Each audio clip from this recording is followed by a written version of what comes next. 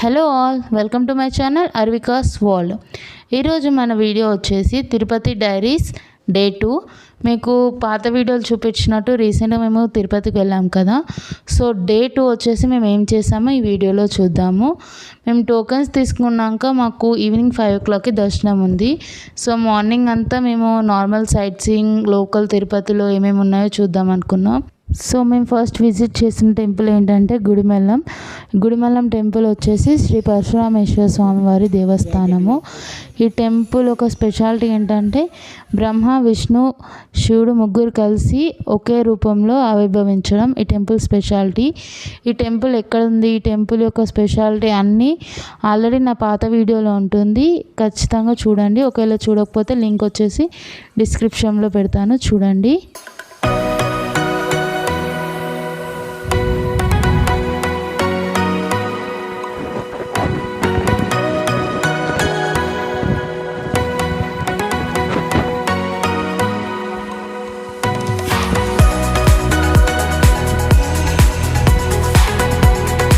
ఈ temple visit అయిపోయాక మేము అక్కడే బ్రేక్ఫాస్ట్ చేసాము. ఆ టెంపుల్ బయట చిన్న హోటల్లా ఉంది, కాకపోతే బ్రేక్ఫాస్ట్ మాత్రం బాగుంది. మీరు కూడా ఒకవేళ వెళ్తే ట్రై చేయండి. దాని తర్వాత మేము నెక్స్ట్ విజిట్ చేసిన ప్లేస్ వచ్చేసి శ్రీ పద్మావతి అమ్మవారి టెంపుల్.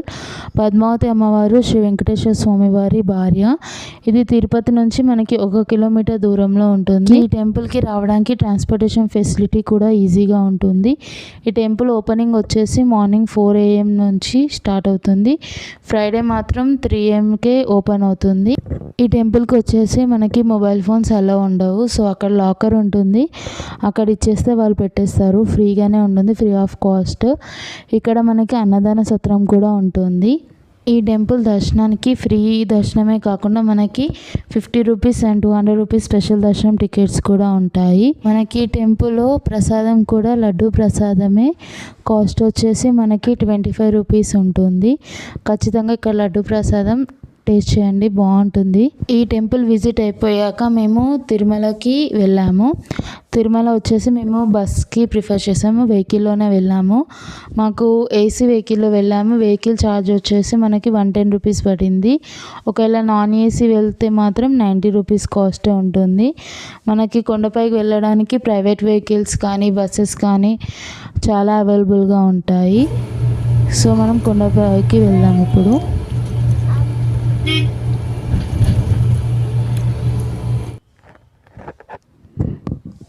మనకి కొండపైకి వెళ్ళేటప్పుడు ఇక్కడ ఒక చెకింగ్ పాయింట్ అనేది ఉంటుంది.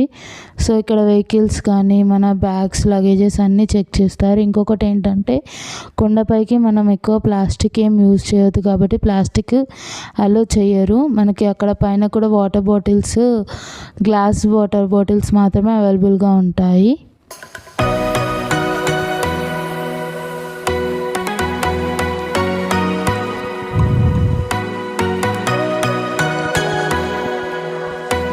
ఘాట్ రోడ్ మాత్రం చాలా బాగుంటుంది. వ్యూ కూడా బాగుంటుంది మన కొండపైకి వెళ్తుంటే.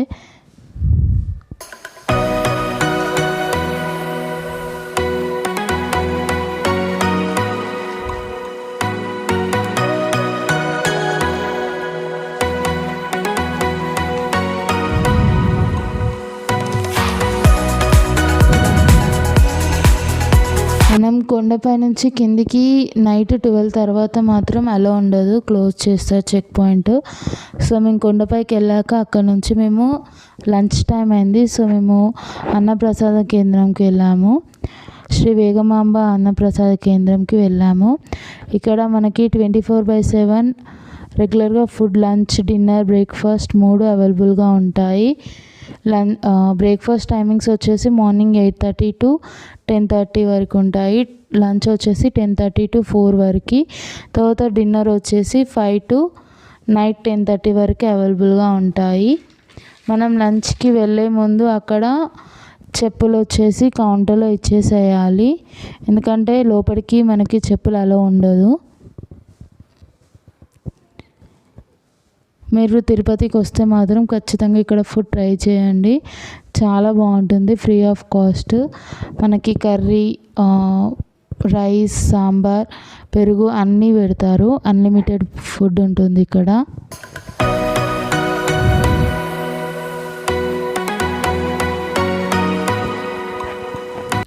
ఫుడ్ కంప్లీట్ చేసుకున్నాక బయటికి వచ్చాము. మనకి బయట ఇట్లా స్ట్రీట్ షాపింగ్ కూడా చాలా అవైలబుల్గా ఉంటుంది.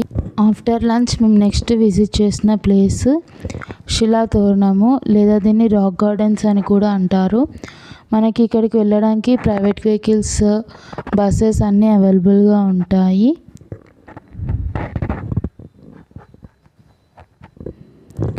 ఈ ప్లేస్ వచ్చేసి మనకి స్వామివారి టెంపుల్ నుంచి ఉత్తరం నుంచి 1 కిలోమీటర్ దూరంలో మనకి టెంపుల్ అనేది ఉంటుంది.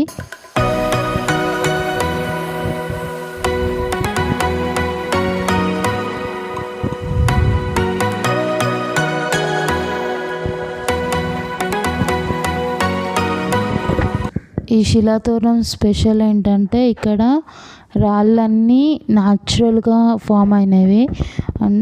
అది ఇక్కడ ఒక స్పెషాలిటీ. ప్లస్ ఇంకొకటి ఏమంటారంటే స్వామివారు భూమి మీదకి వచ్చినప్పుడు ఇక్కడ 2వ పాదం అడుగు పెట్టారని అంటారు. మొదటి పాదం వచ్చేసి శ్రీవారి పాదాలు, 2వ పాదం వచ్చేసి శిలాతోరణం, 3వ పాదం వచ్చేసి ఇప్పుడున్న టెంపుల్ అనేసి అంటారు. మనకి శిలాతోరణం నుంచి కొంచెం ముందుకు వెళ్తే అక్కడ మనకి చక్రతీర్థం అనే ఇంకొక ప్లేస్ కూడా ఉంటుంది. మీరు శిలాతోరణంకి వస్తే ఖచ్చితంగా చక్రతీర్థం కూడా ఖచ్చితంగా విజిట్ చేయండి. అది కొంచెం లోపలికి వెళ్తే ఉంటుంది. కొంచెం వాకింగ్ డిస్టెన్స్ ఎక్కువనే ఉంటుంది అక్కడికి వెళ్ళాలంటే.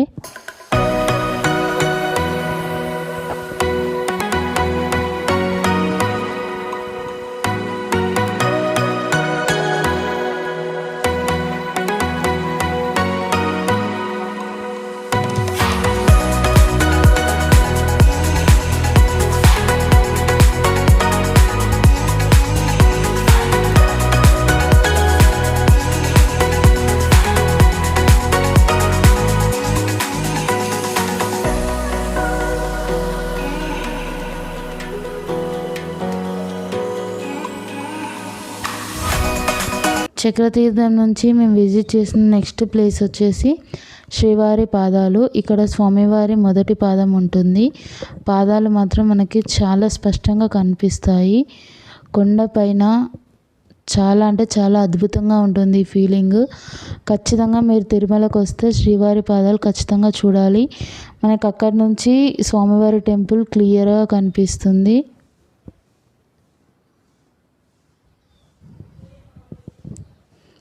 వ్యూ కూడా చాలా బాగుంటుంది. ఇవన్నీ చూసే వరకే మాకు ఈవినింగ్ 5 అయింది. సో మా దర్శనం టైమింగ్ కూడా వచ్చేసింది. ఫైనల్గా మేము తిరుపతి శ్రీ వెంకటేశ్వర స్వామి దర్శనం కూడా కంప్లీట్ చేసుకున్నాము. ఇలా తిరుపతిలో మా డే 2 కూడా గడిచిపోయింది.